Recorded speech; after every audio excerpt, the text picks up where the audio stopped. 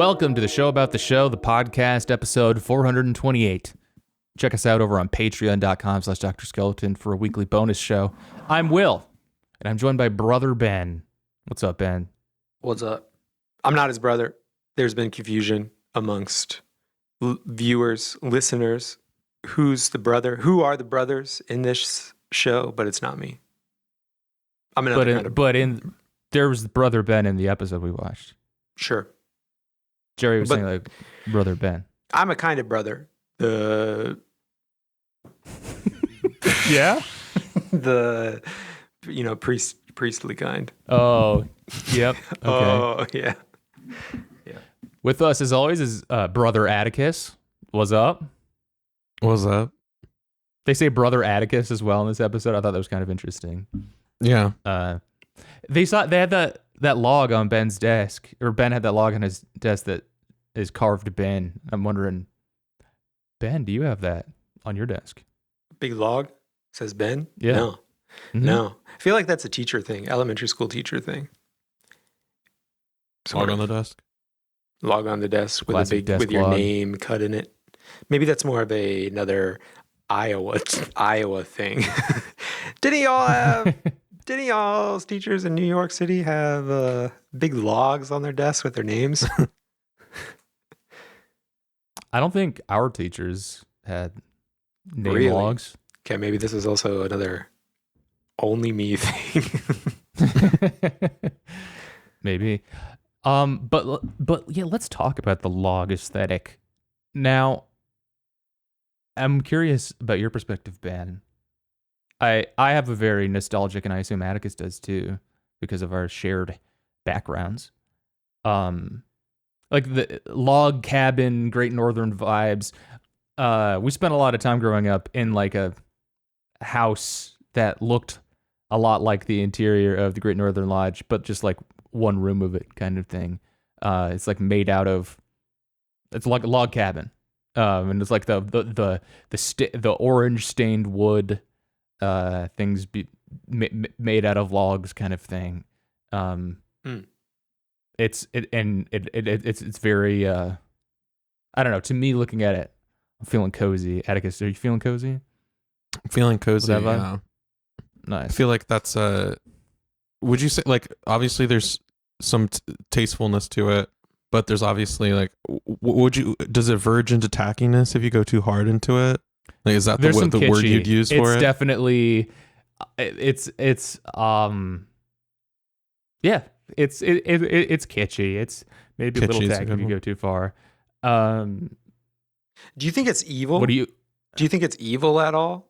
Because I know it's not exactly the same. The aesthetic? But the aesthetic, I know it's not exactly the same as what I'm about to say, but they are related, I think. I'm thinking of like the Great Northern Hotel in The Shining, which I think is an evil aesthetic, mostly because of, the context of The Shining.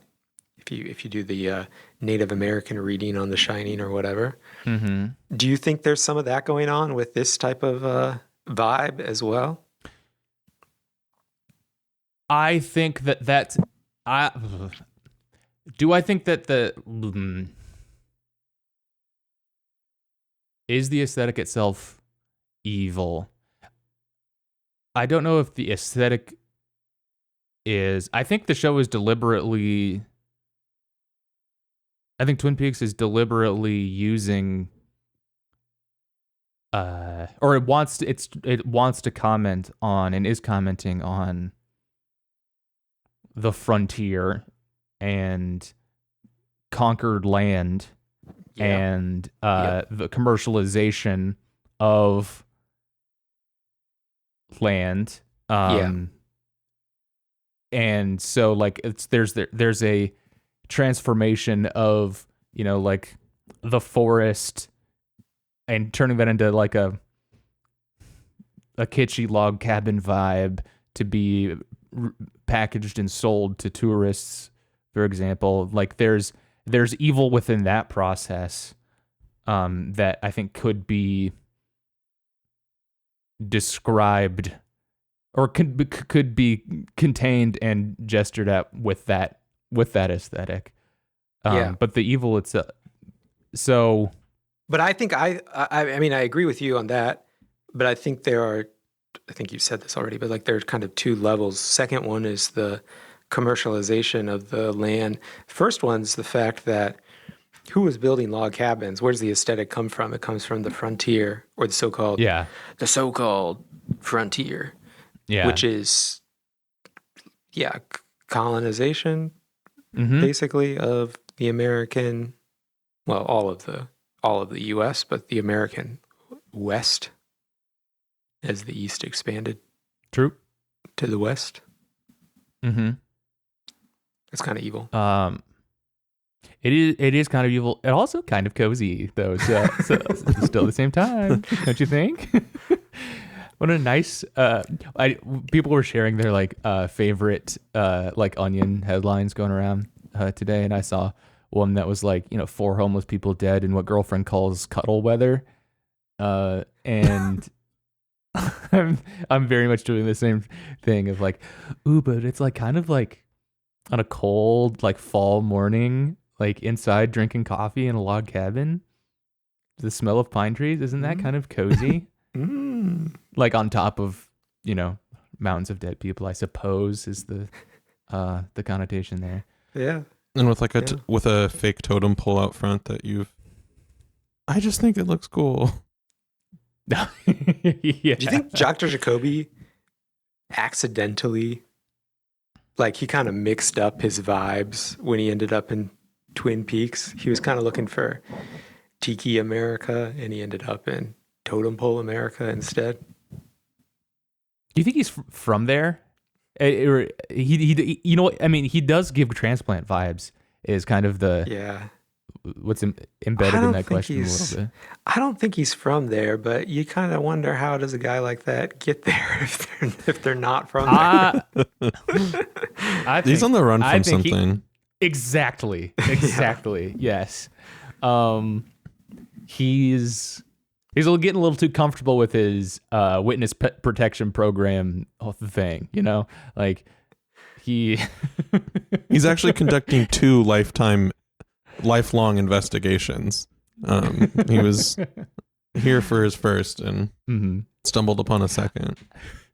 I like the idea of like auditioning to the FBI, the different guys you could become. Like if once you like you shelter me and move me to the Pacific Northwest in a tiny town away from everything, be like, all right, I'm gonna wear these goofy glasses. I'm gonna learn close up magic. What do you think? My name is Dr. Jacoby, and I'm really into tiki. And they're like, no, you're gonna be an insurance super agent. Normal.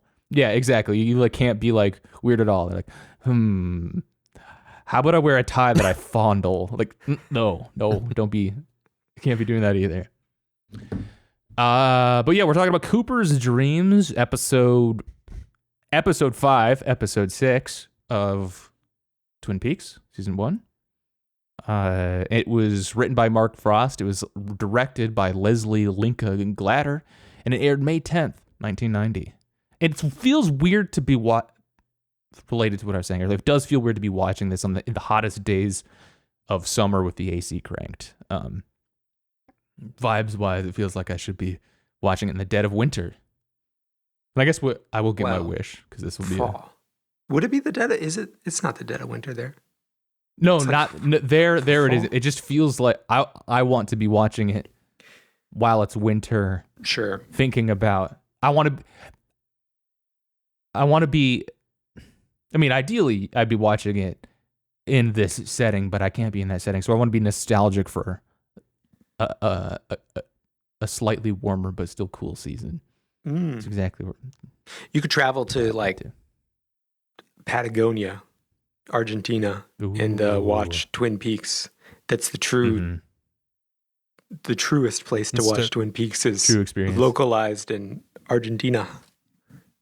Instead, you're stuck in the doggy days of Augie Doggy.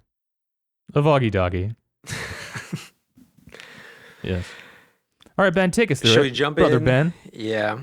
All right. Cooper is woken early by the sound of a raucous party in the Great Northern Hotel and makes a note for Diane to send him some earplugs by mail. The next morning, He was in New York before. Nice. New York mentioned. All the New York mentioned. Very rare. It feels weird to imagine him somewhere else, even though I know he's not from Twin Peaks. He like his whole thing is that he's from somewhere else. But What was he doing in New York? I gotta Uh-huh. say, I kind of imagine him doing a little, James Bond in New York, Live and Let Die style, probably. Kind of getting up to some stuff that shouldn't make it into a movie, like that movie, like Live and Let Die. I can never remember which of those movies are which. You don't remember the one where James Bond goes? I think you called it your least favorite James Bond movie. The one where he goes to New York and especially spends some time in Harlem, and then okay, also that's the one. spends some time in some made-up country in the Fucking awful. in the Caribbean. Yes. Yeah, you Okay. remember that one. Yeah, I do remember that one. For some that one is License to Kill in my brain, just because. No, that License would to be a Kill little is very good. Also, Live and Let Die. It's Timothy Dalton. I think is very good too, but agree to disagree on that one. Yeah, okay, I know. Next morning, Cooper enters the dining room as the singing continues, and the waitress tells him the men are business junkets from Iceland. Audrey shows up and talks to Cooper and offers to help him with his case, but he tells her to stay out of it and go to school. In a pretty funny line, I think. I think he says something like, at least back in my day, it was traditional that Wednesday was a school day. But then he does double check with her after many close calls that we've discussed in the past. He does double check her age. How old are you? 18. And then he like nods. thinks and nods, and he says, very well? "I'll be seeing you around." Yeah.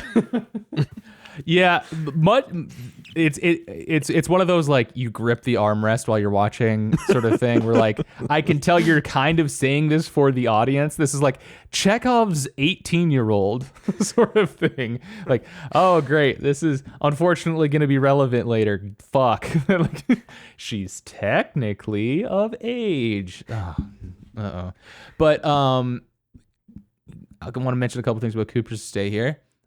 He's got a pinky ring. I don't think I noticed that before. It's a promise ring. Gotcha. Okay. And him like, I don't know why this image came to my head, but him like whining into his tape recorder is definitely our dad when traveling. About like complaining about like the loud people on his floor. He was upset. He was like, this is the unfortunate thing about traveling is that you can't control 100% of your environment or something to that effect. It would be annoying to have that sort of carrying on while you're trying to sleep. Mm-hmm. Have we gotten an insight on how his tape system works? Like, is he mailing those at the end of the day? Like, how is it efficient to say overnight me earplugs? Like, how does that help him? Well, Yeah, we don't. Mm-hmm. yeah, we don't. I think we don't know. Maybe he's overriding them. Maybe he's an insane person. Maybe he's just who talking to himself. Overrides them. Yeah. I have a feeling he has a second life that he lives as Diane. I like that. Koopa leaves to meet Harry, while Jerry meets with Ben to discuss the new Icelandic investors in their property developments. Leland Jerry's fit is insane. It's so good. The leather pants, the crazy shirt, the glasses. I'm trying to dress exactly like Jerry from here on out. He really is. Now that it took me a while when you said it a couple weeks ago, but like I fully appreciate it now that he is Sean Penn in the game, I basically. mean, to a T. Like he Yeah. looks like Sean Penn too. It's uh, Yeah. Anybody consider that Twin Peaks is the game? makes you think. Jerry's such a dumbass too because, like they're the weirdest brothers, but you know, Ben tries to like calm or he's trying to like bring Jerry down, like bring him back to earth because he's just like spitting out about like this giantess that he's fallen in love with as part of it. And he's like swinging like a staff around too, whatever. But Ben's like, focus up, Jerry. Keep your eyes on the prize, and that is we're gonna take the boys to. And he like covers one eye with his hand, and Jerry goes, Jax. Like he gets it. Yes. Yeah. Yes. The point was we weren't going to say, but okay. Yes. Leland arrives disoriented and wishing to return to work, but the horns send him home. Cardigan watch. I just want to make a note. Mm. Zoe spotted Such this. a I good spotted cardigan. this. The cardigans and the sweaters in this episode are out of control. Log Lady is wearing some extremely good wool. Leland, extremely good wool. There's like an extra in the Great North. Like one of the Iceland guys is wearing some extremely good wool. Loving it. What do they got for Pacific Northwest brands? Because I think of that as like, LL Bean chic or whatever, but that's Maine. And we are not in Maine here. Is there something like that? Is there an LL Bean for the I don't PNW? know where brands are. Wow, okay. Oh, whatever. I think that's fine. Mr. Brand over here knows where LL Bean's from. Well, I went to Maine a couple of years ago, and it was there. And they had LL Bean there. I found it. Yeah. Nice. Yeah. The one Okay. I do actually have a related anecdote. When I went to Maine a few years ago, got really excited because we found a shop that was that sold like Black Dog merch, or not merch, clothing. And it was like just sweatshirts and t-shirts and stuff with like a black dog on it with the same exact kind of like markings that our dog Nora has. And so I was very much missing her on the trip, and so Zoe bought me a sweatshirt that had like a big Nora dog on it that I thought was extremely cute. And then I think it's just some like preppy like Vineyard Vines ass brand is the thing. Black Dog. Yeah. Mm. Can you believe Zoe's taste? No, yeah, it comes across as I'm being just unfair. sorry. I didn't mean that. I just That felt is disappointing like, when oh my like you God. like something. Yeah. Yeah. You find out that it's something Brooks else. Brothers. You and I are named Brooks, Atticus. Like we should get we should wear the shirt. I feel like I've had that experience and I can't remember like what it was, but it was like, oh, the logo's so cute. And it's like, oh, they make nuclear. You had the problem with Hugo Boss, right? Like you were like, oh, it's I got major Just into look it before I did any uniforms. amount of research. Coop and Harry, along with the other officers and Dr. Hayward, conducted thorough search of Jacques Renault's apartment. Harry reports that no one has seen Jacques for 2 days and that it looks like Bernie has jumped bail. Cooper's doing a lot of, I don't know, detective malpractice in my eyes as a layman. Eating a lot of donuts and then touching the evidence. Did you guys catch that? Yeah. Oh yeah, I was surprised he there's was a lot willing of to just go for that particular item without gloves anyway. yeah. I'm not a big donut guy. Are you guys donut guys? No, not really. You like donuts? I was eating a bagel while I ate this. I got a bagel. New York bagel. Where donuts? Where It's kind of donuts from? Are they're somewhere, right? those are from Maine too. I don't know.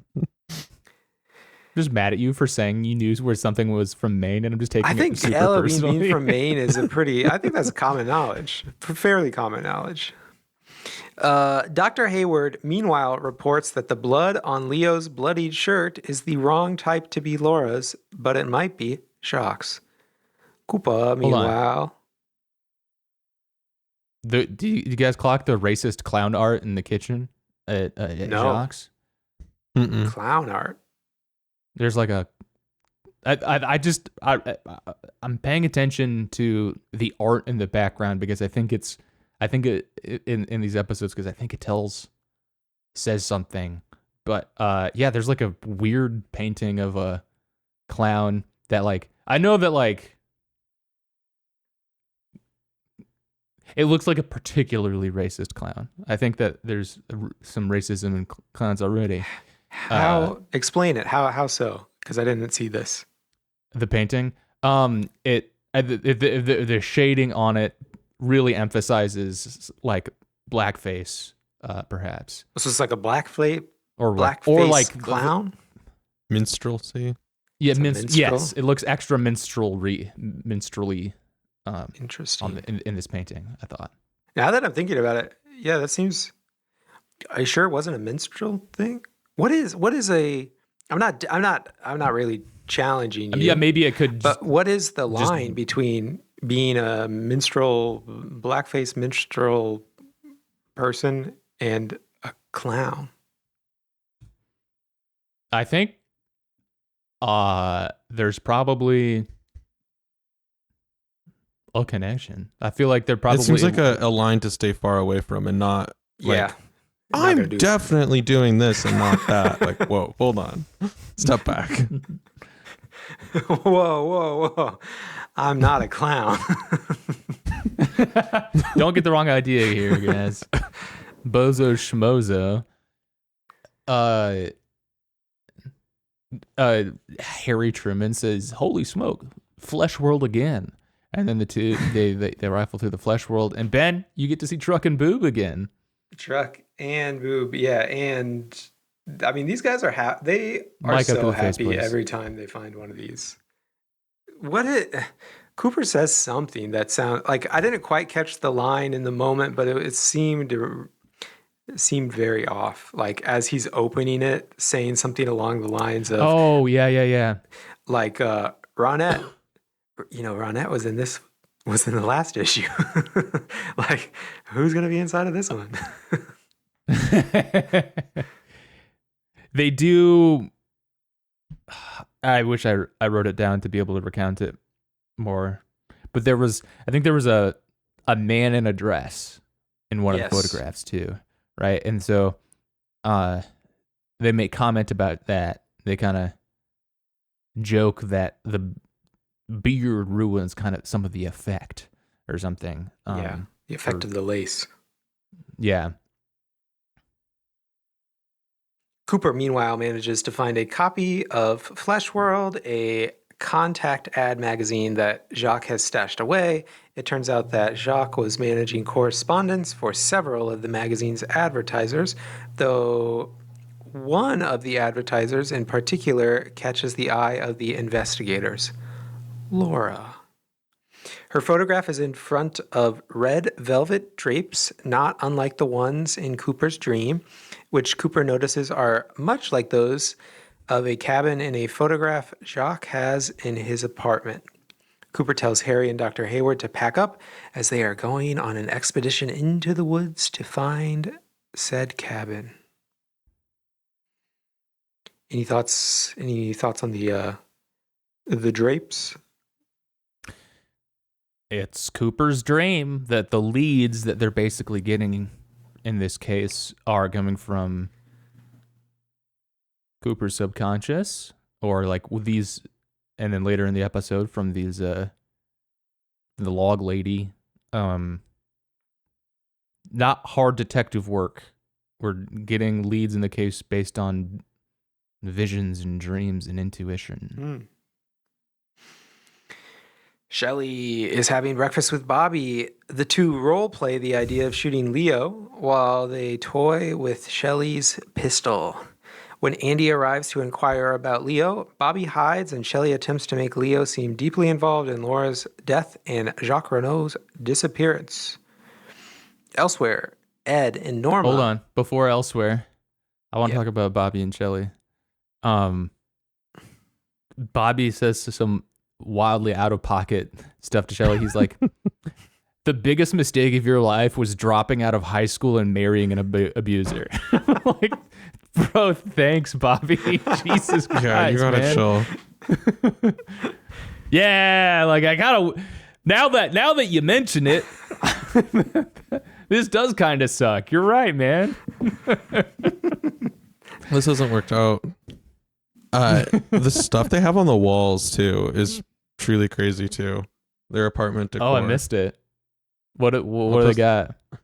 I'll post it in the chat, but they've got some like a hot dog plate on the wall. And Hell just, yeah, like, a come on, shell. baby, hot dog lunch. Yeah, they sure do. And I think Huh. those are mushroom wallpaper, which is really great.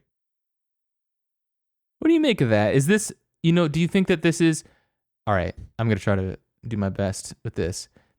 So this is a weird house. This is apparently, someone's referred to it as Leo's house. We learned stuff about this too. So yeah, we learned that Shelley drops out of high school and marries Leo out of 11th grade. And so that's why she looks like the other high schoolers, because she should be in school. Or I guess we don't know that she's exactly their age, but she seems to be about that age, right? My read on it is that these are sort of decorations that Shelley has. She's doing her best. She doesn't know what she's doing, but she's like trying to make a home from this place. Just kind of like finding random things to put on the wall to decorate the place. And also, while like it's in total disrepair too, like it's unfinished or semi-demolished on directly adjacent walls too.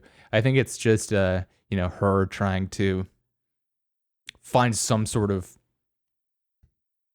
personal touch to the space, but not really knowing what she's doing, because she's like 18 or 19 and That makes suddenly sense. thrust into being a housewife. They also have to be like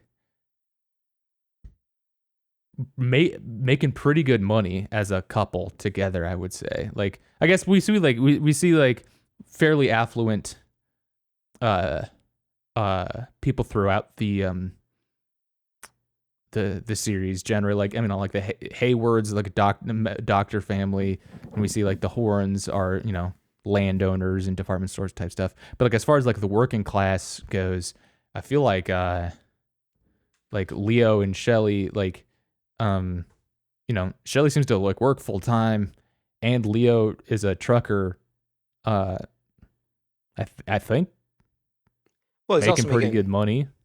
I think a trucker makes good money, but also I think he's making stuff on the side, Yeah, he's definitely doing money on the side. Is he making money on the side, or is he like losing everything? Like, I might have missed something. Has he had a successful crime yet? Yeah, I mean, I guess on screen, no. Presumably, Okay. yes. But it's a good when he's question. confronted, he seems to be confronted that like he's had some kind of operation up and running. Okay. So something was going enough to warrant his ass being beat later. He's moving in on someone's territory. Yeah. He's That's fair. probably, he's like software grind set guys, Is he profitable? No. Does he have hundreds of thousands of dollars of annual recurring revenue, or maybe not even revenue, maybe just drugs moving through his hands. Yes. The velocity of money is very, very strong in Leo's hands. Things are moving. Okay, can we go to Ed and Norma? Yes. Elsewhere, Ed and Norma meet to discuss their spouses. Hank has been released from prison, while the ever volatile Nadine is increasingly becoming mentally unwell. Norma leaves, feeling that things are going nowhere, leaving Ed crestfallen.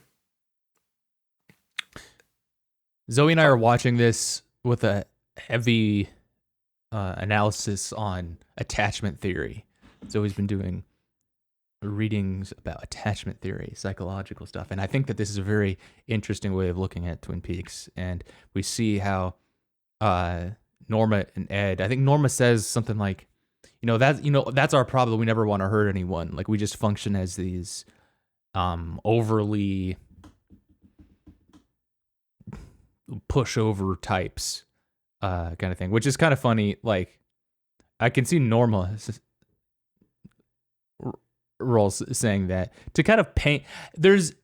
I don't dislike Ed, but I do think there's a little bit of like reading him. Well, I think we, the audience, are supposed to be doing a lot of like, oh, poor Ed, so far in the series, where like mostly we just see him cheating on his wife, who isn't like abusing him or anything. She's just a bad hang. But it's just like, oh yeah, poor Ed. He's too much of a pushover to go out and get what he wants. We understand. Meanwhile, Audrey is interviewed by Emery Battis, the manager of her father's department store, for a job. She blackmails Battis into giving her a position at the shop's perfume counter, where Laura and Ronette Pulaski worked before their abduction. Can I just say, beast mode? Audrey goes beast mode in her job interview. Great, is a great scene. Yeah, more people need to take tips on this. This is how you. I mean, this is grind set. She's a boss. Grind set mindset. Yeah, whatever. Absolutely. She's the only one getting anything fucking done around here. Somebody's got to solve these murders. Yeah. Or murder. It's gonna be her. Maddie meets with James and Donna at the R&R diner. They discuss Laura's death. James and Donna believe Laura hid a diary at her home and want Maddie, who is now staying there, to look for it. They leave as Norma and Shelley arrive. Hank is seated at another table and pulls Norma aside to ask to start working in order to regain her trust. Yeah. Would you guys be friends with your friend's cousin? I don't think I'd have any rules. Yeah, sorry, I'm already kind of friends with your cousin. Little conflict of interest here. Yeah. That's how I feel. It's a little, I don't know. It's a little. My loyalties too close. It's a conflict of interest is a good word. Wait, so Atticus and I are brothers. Do you feel like there's a conflict of interest being friends with you're not cousins. One of us? It'd be harder if you were cousins. What is the cousin thing then? Cousin, because then it's not clear what your allegiances are to one another. You know, are you cousins who hate each other or like each other? Can I talk trash if one of you pisses me off to the other one, or will you tell? It's not clear with. It's not clear. Wouldn't with that cousins. just be? It's not clear. Is it not Ben's equally memoir, case by case it's with not cousins clear with as cousins. siblings? Yeah, wait, so I feel like that rule would just kind of apply to any two people, right? Where just like if like if you're close, you don't want to talk trash. You could either could be close or not close. You could be close or enemies with anybody. You just don't want and mutuals of any kind. But I yeah, I don't first. I mean, he ideally, wants to be the hub. everyone. No one knows. Everyone anyone goes else. through me. I'm just Yeah. yeah, sort of the CIA handler type person, you know, networking everyone together. Yeah. Mhm. But see, I'm on guard with you guys. You know, I would never, if I needed to take down one of you, I wouldn't tell the other one. But That's if you were wise. cousins, I might not be sure if I could tell you or not. If you were just acquaintances, I could definitely tell you. But if you're cousins, it's difficult to say. It's marginal. If there's any way to I'm untangle. learning that. Yeah, Ben has been like Batman scheming for like 10 years now. Been kind of like uncomfortable around us because he's never sure which way it'll break at any moment. If he'll need to unveil the compromise. Well, I guess, or I don't want to be. I don't want to be in a situation where, we end up in a situation with an, sort of evil wizard type character who's like, one of you has to die and two of you have to vote for sure. who's going to die, because then I'm out. Do you find it awkward that your parents know each other? It's at least not ideal, right? It's not, but in that situation, I think they would. I would figure it out with one of them. They're not going to kill me. You could turn one of them. I could turn one against of them. the other. You know, Yeah. I'm your son. But not both. Yeah. Wow. Well, I liked it. Okay. But for you're less whatever. You're Doing a bit.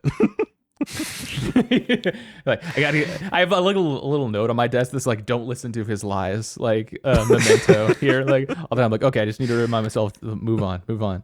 Meanwhile, using the photograph from Renault's home. Actually, you know what? I'm going to pause here and say I appreciate Andy for just saying it how it is. Renault. Renault. Meanwhile, using the phone from Renault's home, insert a little bald eagle, American bald eagle screech in the background of that. From Renault's home, and the clues from Koopa's dream, Cooper, Hawk, Harry, and Dr. Hayward search the woods for the cabin they believe to be the scene of the murder. The group comes across a cabin, but Cooper deduces that it is the wrong one. Regardless, the cabin's inhabitant, the log lady, steps outside to meet them and invites them inside for tea and cookies, saying that the owls will not be able to see them there. The owls won't see us in here. The investigators accept her invitation. As they sit down at her table, the log lady gives them directions to Jock's cabin that tells Cooper that her log has information for him. She says that this is the best. Let me finish this part. The log apparently saw what happened in the other cabin on the night of Laura's murder. It saw two men and two girls and heard some screaming. Okay. So Cooper is normally totally unflappable throughout the rest of the episodes we've seen. And he's totally on his back foot when confronted with the log lady, the other person who seems to be tuned in even more so than he is to the supernatural or like the other stuff that's going on here in the town of Twin Peaks. But she slaps his wrist because he was trying to eat a cookie before drinking tea, and he's just like unsure of how to be around her in a way that he isn't with anybody else.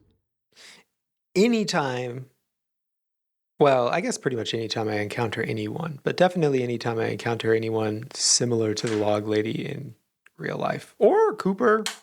I get, yeah, again, really anyone, especially anyone in the town of Twin Peaks.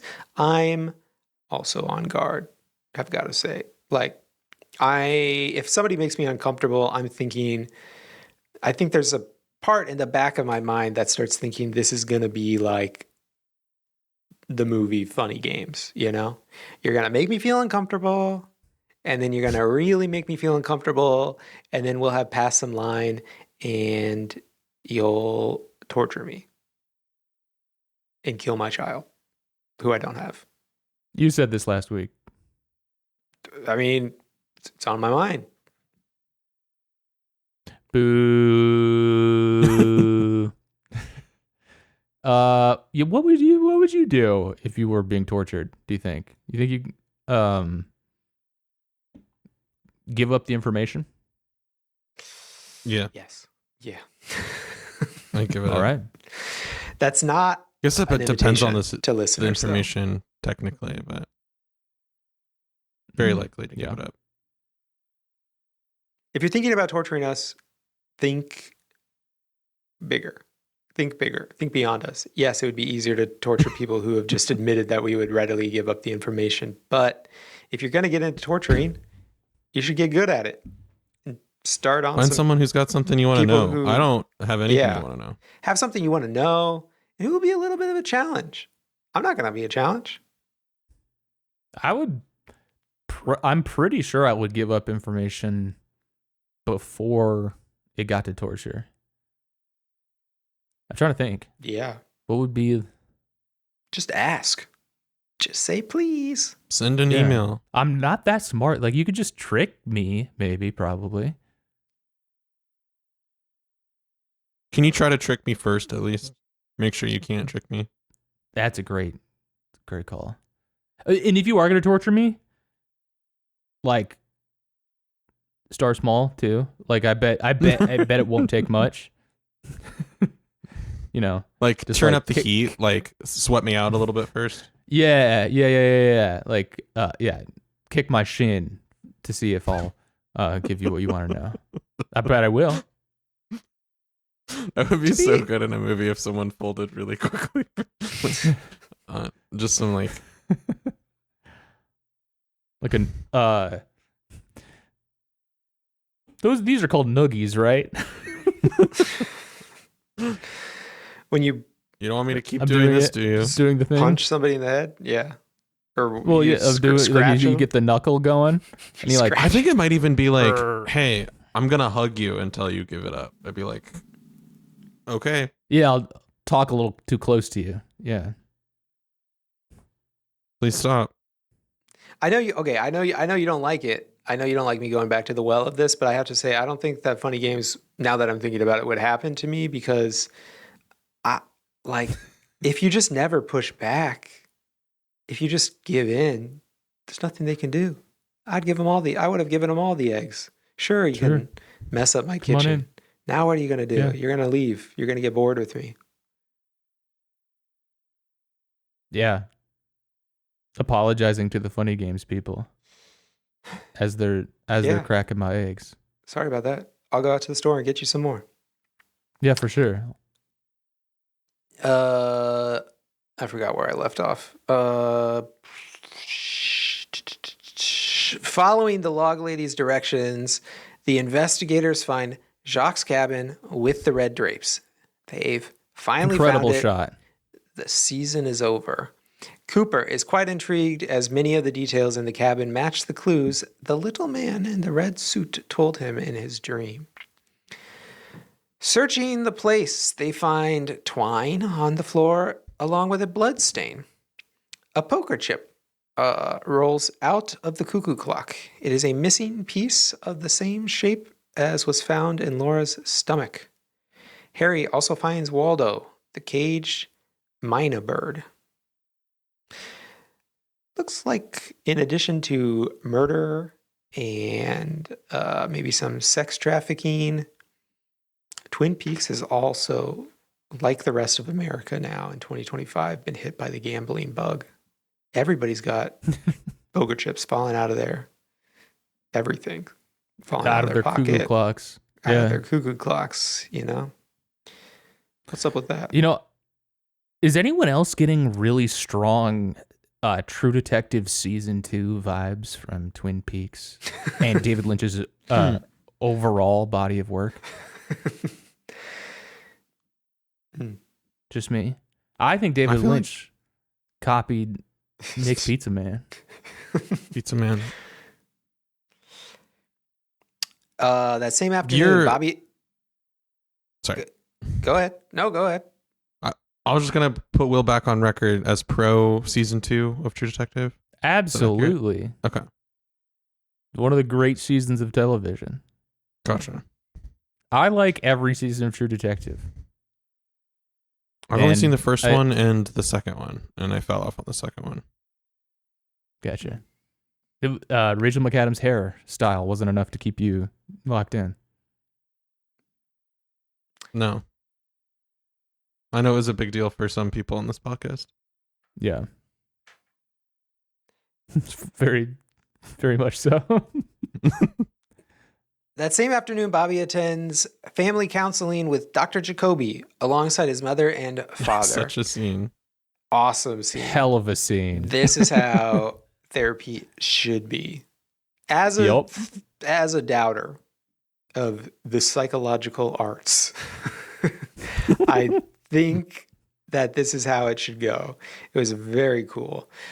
Mr. and Mr. Bobby's mom and dad, could you step out so I can be a little freak with your baby boy? Lean in close. Yeah.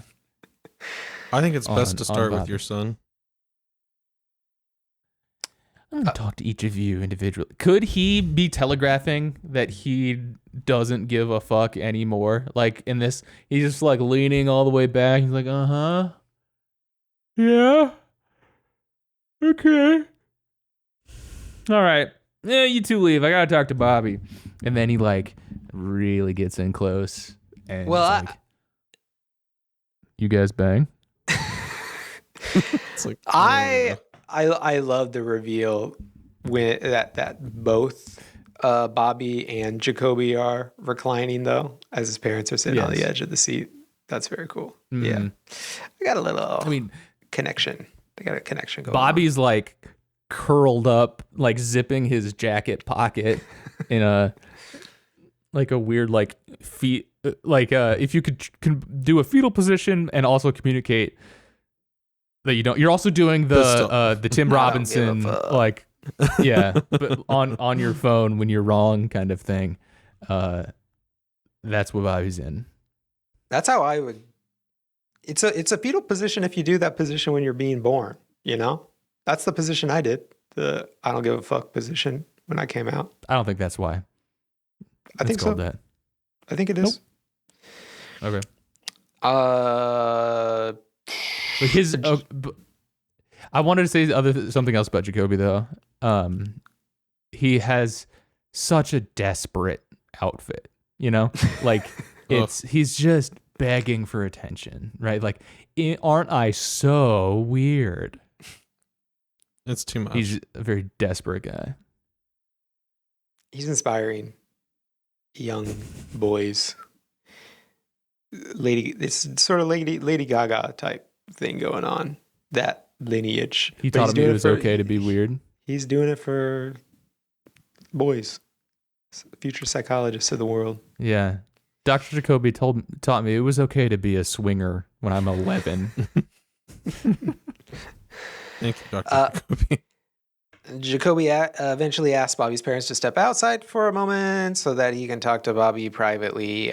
Bobby is initially dismissive of Jacoby's attempt at analyzing him, but when Jacoby reveals that he knows about what happened between him and Laura the first time the two had sex, namely that Bobby cried afterward and Laura laughed at him for it. Okay, hold up. I just noticed that TV Tropes has cried afterwards hyperlinked. And let's see, where And does it's this purple? Where does this go? Oh, it goes There's to a picture of me? another TV. It goes to another TV Tropes page. TV Trope crying after sex. Okay, this is a long one. I'm not going to read that. Never mind. Check it out, folks, if you never heard of that TV trope. And Laura laughed at him for it. He breaks down and confesses that Laura had told him that she wanted to die. She told him that people were sick and rotten.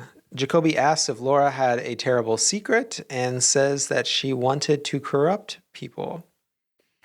Bobby tearfully reveals that this is true for himself. Laura was pressured into dealing drugs so that she could use them herself. Any more thoughts on Bobby, Laura, or Jacoby? So we've got the collar popped with the tie. Like, I know we already talked about how desperate it is, but like the 3D glasses. There's It's also like a like a turtleneck. detective. Is that what it is? And then a like detective trench coat. Yep. Yeah.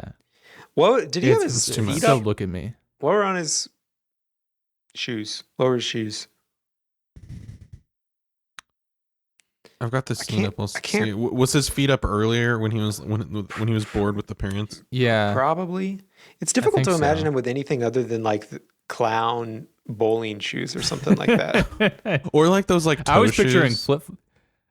Oh, the That's true. Vibram 5-finger type thing. I was picturing just like, yeah, like flip flops. flip flops. Mm. Yeah. with socks potentially even. What are the leathery? Ooh, yeah. They're not flops, but they're kind of like them. What are the leathery ones that people wear sometimes? What are those called? Birkenstocks? Birkenstocks. Yeah, he could be a Birkenstocks guy too. I am kind of thinking the Birks would kind of make the whole outfit work. It might. It kind of They might show be the his missing feet, piece. but it's out of focus. I'm sorry, Ben. Mm. Damn, he got blurry feet though. Shoes, or Maybe his can you feet just tell? look like that. Are they shoes? They or are look like they, just shoes, like black shoes. Okay. Maybe he's like one of those guys that the girls who like blur their feet in pictures online. Maybe he's doing that. The proto, He doesn't whatever want that to is, give it away doesn't want to give to it any away patient. to any patient. He just walks around like that. At a party in the Great Northern to welcome the new investors, Ben Horn and Catherine secretly discuss their plans to burn the town's sawmill and buy the land cheaply, with Audrey spying on them. Gotta be rough. She handles it pretty well. Checking on her dad, Just- laughing at her dad getting Yeah, she's laughing. slapped by the matron figure of the town, and then little not laughing anymore when her dad getting a little creepy with Catherine. She's still laughing at that. She's laughing through some tears. She's laughing through some tears at the end. At the end, she'd be crying. Yeah. But I want to talk about this mixer generally, or like whatever's going on here, because Pete and Catherine show up together, and Pete hits the Ben behavior big time, just swigging milk, acting drunk. I thought that was fun. Nice. That's you. Jerry is there. Are we talking about? Are you going to mention Jerry and his? He's hitting on the No, that's a good point though. Icelandic woman there. He's like hitting on her like eugenically. He's saying like, what if we took a dip in each other's gene pools? Yeah. Which- how do you Couldn't be any less appealing. saying it that way implies that you can take a dip in a person's gene pool without them and yours?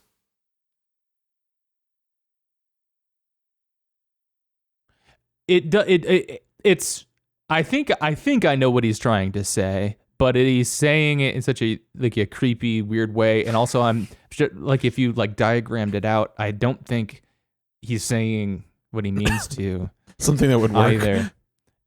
Yeah, like, what if we just like got ourselves in the DNA scrambler, like, and just like fused or something? I'm not really sure. I'm trying splice some Gattaca, baby. That's what you but think he's saying? She seems to be kind of into it. Or is Dip that in each your other's gene pools? Oh, I think Well- he's trying. I think he's just hitting on her. Like, Well, okay, yeah, he's- sorry. I wasn't sure for a second. Maybe that's because it gave me the idea that that'd be a good way to explain sex to your child someday in the future when you feel that they're not ready to have the talk. If you're just When like, we're ready yes. to enlist Ben to do it. all right. Here comes old. I don't want to say Uncle Ben, but I guess that would be maybe your role here. But here Moniker. comes Yeah. here comes When- Uncle Ben to tell you about the birds and the bees. So when two in people episode love 6 each other very much, they jump into a DNA scrambler together, sort of like The Fly. I'll just show them The Fly. I mean, we've You talked seen The about Fly? my Yeah, it's kind of We like could The start Fly. yeah.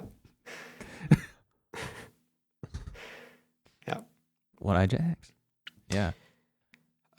Leland begins sobbing hysterically and dancing erratically when a piece of music begins, and Catherine escorts him away while Ben meets with Josie Packard. What piece of music Leland has the are you moves. sobbing to on the floor, on the dance floor at the Great Northern? Uh-huh.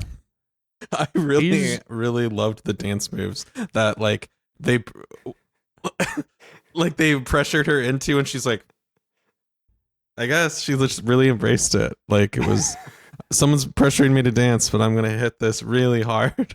I loved that dance move.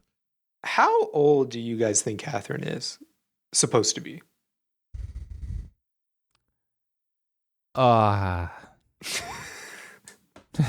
It's tough, isn't it? People were different back then. 50. 50? Nice. 50? How old is Ben Horn supposed to be then? 42, I'm guessing. So you think it's a bigger gap? Between those two? I mean, I agree. I kind of agree. Yeah. I think it's like 50 and 40-ish or something like that. I'm just It's a just big judging gap. on like so his I guess we don't know if Johnny is older or younger than Audrey, but Audrey is 17 or 18. Depending on if you believe her or not or something, you know. Wild. Catherine was What? born in 1940, which makes her 50 So in exactly 1990. 50. Damn. Wow. And what about Ben. old BH? He was What about brother born- Ben? They're saying he was also born 1940. What? Okay. I guess that makes it easier. Not accepting that as an answer. What? We both read him as younger than Catherine. Younger. Yeah. People were different. People were different. I guess I feel like I was trying to do the like age the age Compression. inflation yeah kind of thing where like people used to be. It's not that I think he looks like he's 42. It's more that I think that people aged faster back then. Yeah. And so I assumed that he was younger than he actually looked. But I guess, yeah, him being 50 feels right. But like feel a I think it's healthy also- 50 that for makes- 1990. It makes it easier. I think it would make it easier for if you found out your dad was cheating on your mom. Would it be harder? Would it make it worse, or is it all just pretty much the same? If you found out your dad was cheating with somebody who was like 20 years older than him. I don't know, man. I think that's the worst case scenario is like cheating with somebody like your age kind of thing, right? Like younger. Or like younger. significantly younger. I Like, mean, that I guess sucks. that's true. Yeah, I guess that's true too. So it is better that way. Okay. I guess so. Ray Wise, 1947. So he's also kind of in that zone too. But so he's 53 at the time of 43. Are we doing the math wrong here? 43. Okay, I lost my spot. Leland begins sobbing hysterically and dancing erratically when the music begins, and Catherine escorts him away while Ben meets with Josie Packard. Meanwhile, Shelley waits at home with her gun as Leo arrives back, making his preparations to start the fire at the mill. Hank attacks him beside his truck, threatening him not to compete. Leo, angry at having been cowed by Hank, returns home and lashes out at Shelley. Being fed up, she pulls the gun on him, but he doubts that she would pull the trigger. She actually takes the shot at him and hits him, causing him to scream like a wounded animal, according to TV Tropes Man. We don't see what becomes of Leo in this episode. Like, we don't know if we just see her take the shot, right? Yep. Like, we don't see a wound or what happens, but yeah, we hear the apparently like an animal. Yeah. Cooper walks down the hallway to the sound of men singing and notices the door to his room is ajar. He enters with his gun drawn and finds Audrey naked in his bed, crying. She asks him to not make her leave. And that is the end. I was trying to think about how to ask you guys this question without it sounding like, fellas, what are you doing in this situation? And fellas, WID, but like, I think I'm like, oh, sorry. Walk out of the room. That's pretty much it, you know? Oh, sorry. And then walk away. And then you'd like just wait for her to leave, or like what? Do you tell anybody? I think I would just assume in that situation that after I've left for a while that I'm like, okay, the coast will be clear later. You're gonna assume just doing the same thing on every half an hour on. Yeah. Oh, sorry. Stop. I don't think that would be my approach. What would you do? Be your approach? I don't know. I think just definitely not the I'll come back and forth. I think I would potentially call the hotel and be like, there's someone in my room. Oh, you'd be like, I didn't know who it was, but there's somebody in here. Didn't get a good look. Yeah. I want them out of my room. You think you would? But how are you going to call them? You're going to go back to the front desk? Yeah. And then I think there's a naked person in my room. There is a naked person in my room? I guess so. Although I don't know what the next... I guess I don't really know what the next 10 seconds of the show are. You know, like what if it's like, I had to run in here because I was being chased or something. You know, I guess I don't know what the the context is, but I think I would probably get hotel staff involved. Which is all, but also you know that's her dad is the thing. Yeah, she's hotel. No, I don't know that because I don't know who this is. Well, you're Cooper. Okay. Yeah, you're Cooper. Oh, I guess you don't. You just you didn't know that it was Audrey in the room. Potentially. Yeah, I don't know. I don't know what I do in this situation. It's stupid. It's fucked. Not a good situation. Not a good situation. Maybe you should do. Do you have any like? What if the guy's name was Will and it was happened in? It seems like the rules of Iowa might apply. No. Maybe you should do what they say. Like if you see somebody being assaulted on the street, instead of yelling like rape or something, you're supposed to yell like fire, so that people help out. What if you did something like that and you weren't like, oh, there's a naked person in my room? What if you went to the front desk and you're like, my room is there's a fire. My room is on fire. Yeah. I need some help. There's a fire in my bed. Here's what I would do.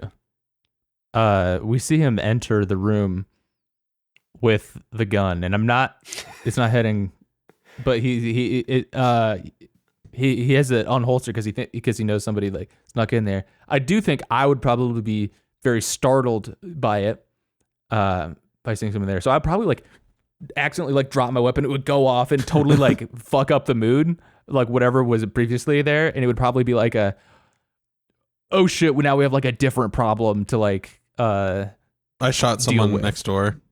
Or just like there's like, you know, it went through the wall or, you know, just into something. Hopefully, yeah, no casualties, no one's actually hurt, but it's sort of like that was so fucking crazy. You know what, this was a bad idea, and she just like leaves. Just, you know, kind of embarrassed myself enough that You don't have to worry about it. Yeah, leaves me alone after that. It's the move. I thought when Cooper. None of us are just asking, "What's up?" Can you? I think you got the wrong room.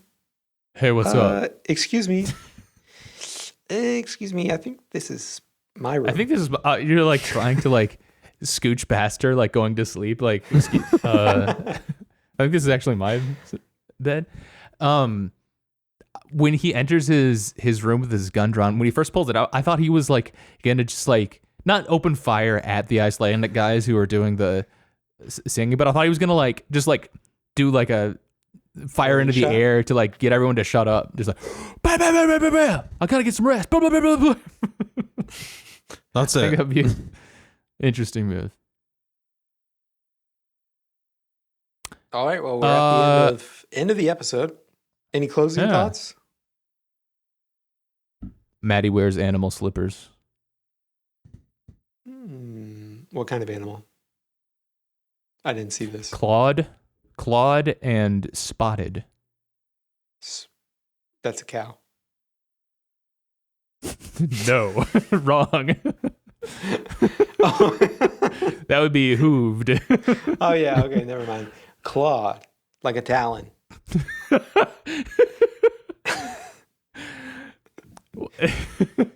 Ben's the worst partner for like whatever that game is when you're like guessing, like holding up a thing against your forehead.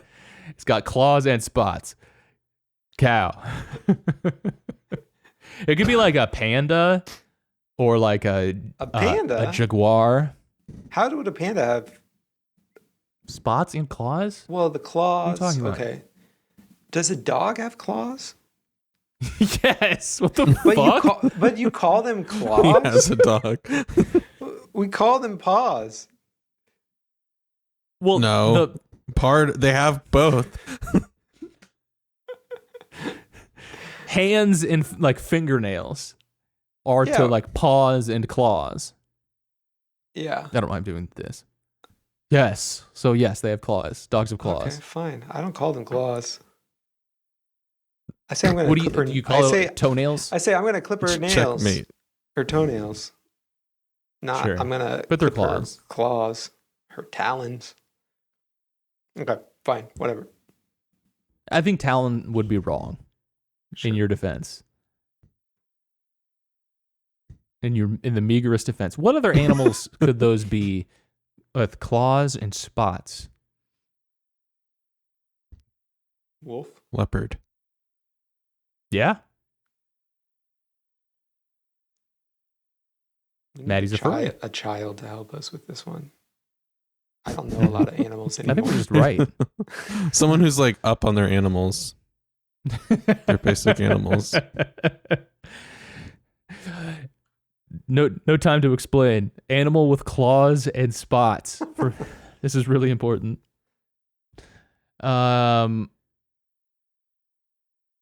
didn't touch her cherry Coke at the diner. That's the other thing, that James gets her cherry Coke.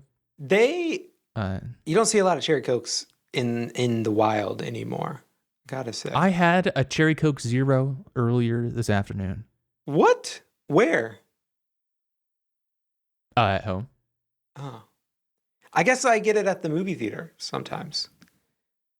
But yeah, when she's like, my thought when James was like, "Would you like something to drink?"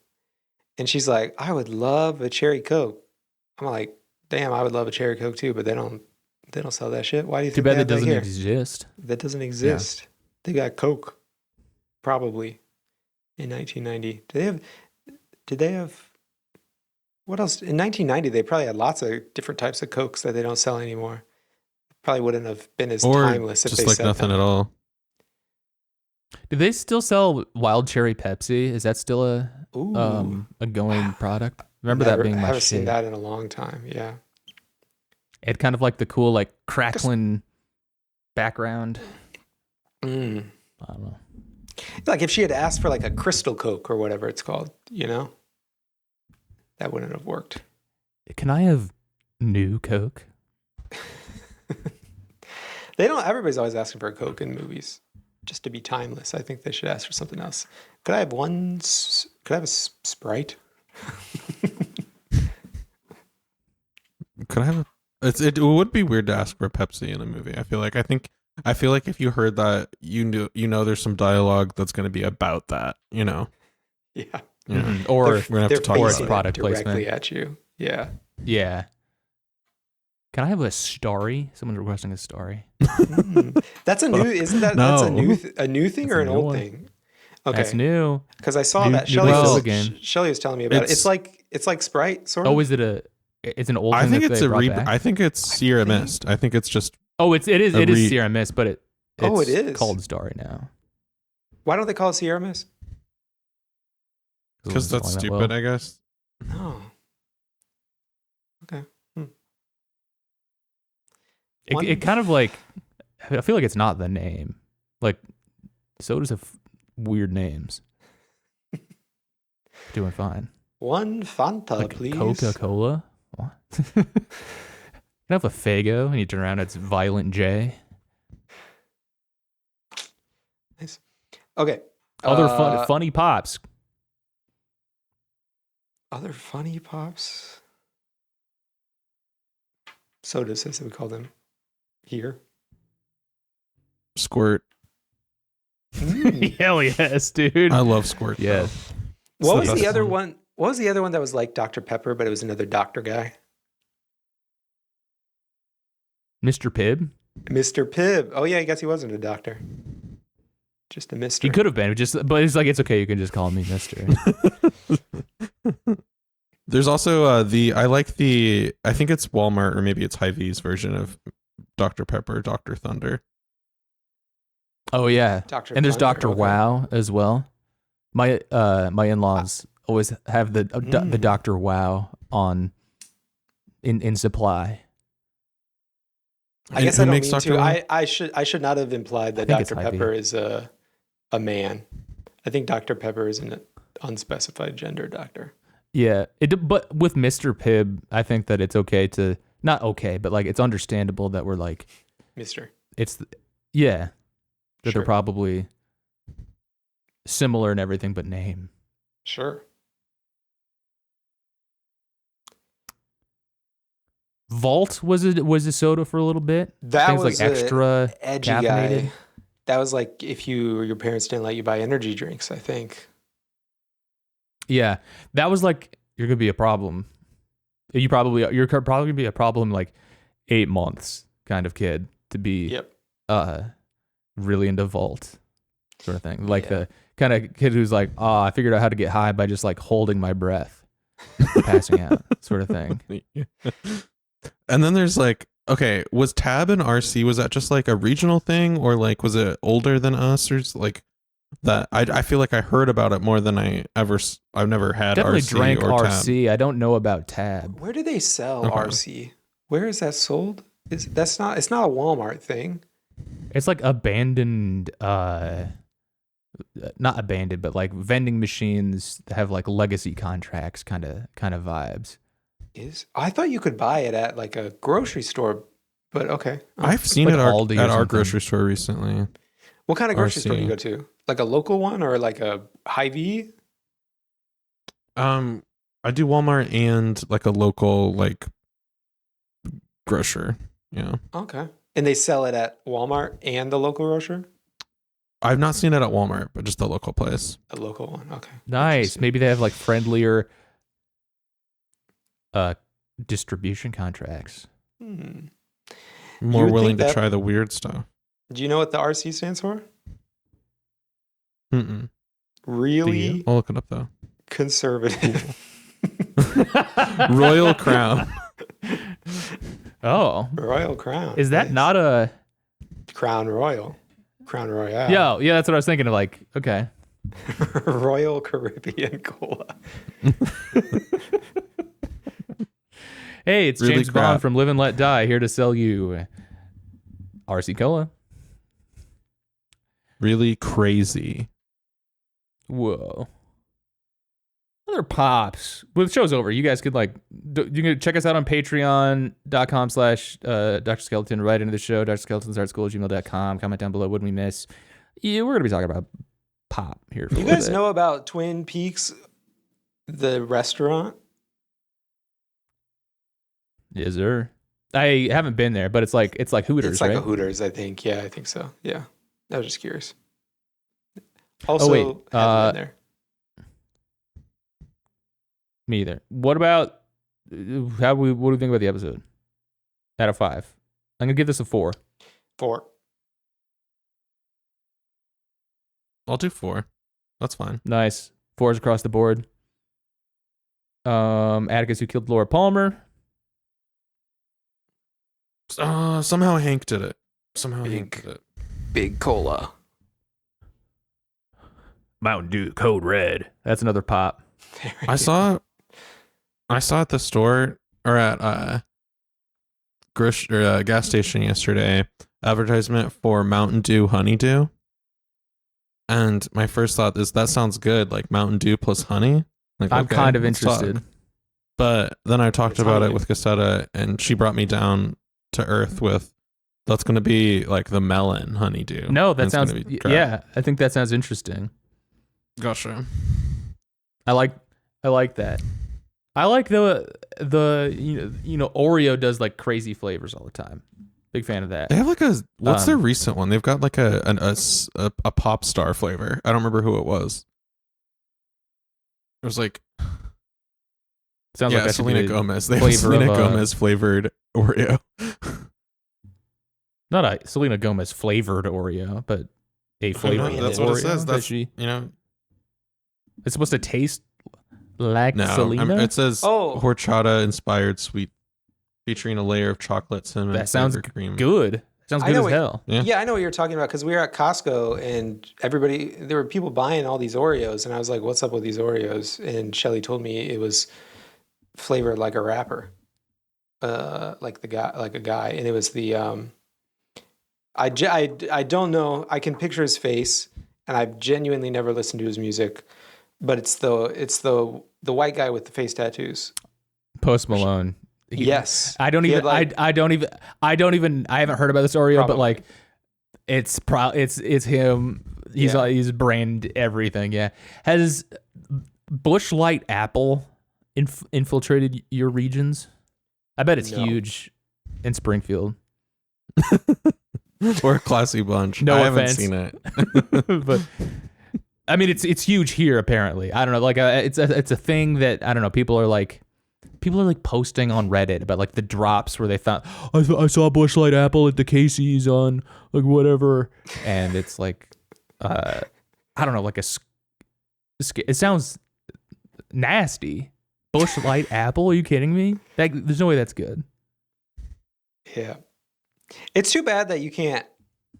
It's too bad. This is my people complaining about like third spaces don't exist or whatever voice.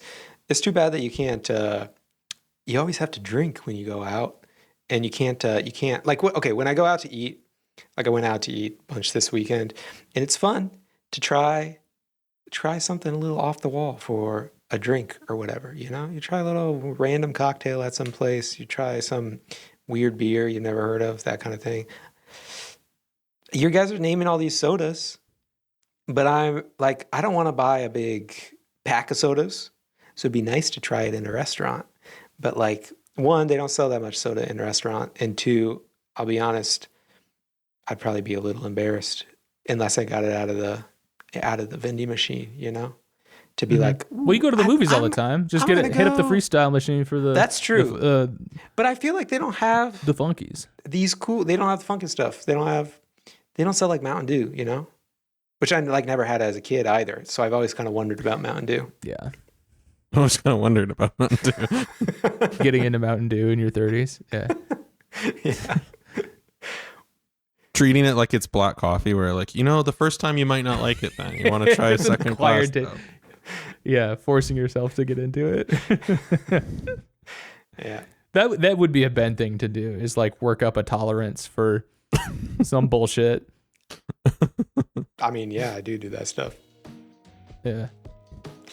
Should This we is end what the you would get podcast? over on the Patreon, by the way. So, thanks for joining us. Goodbye.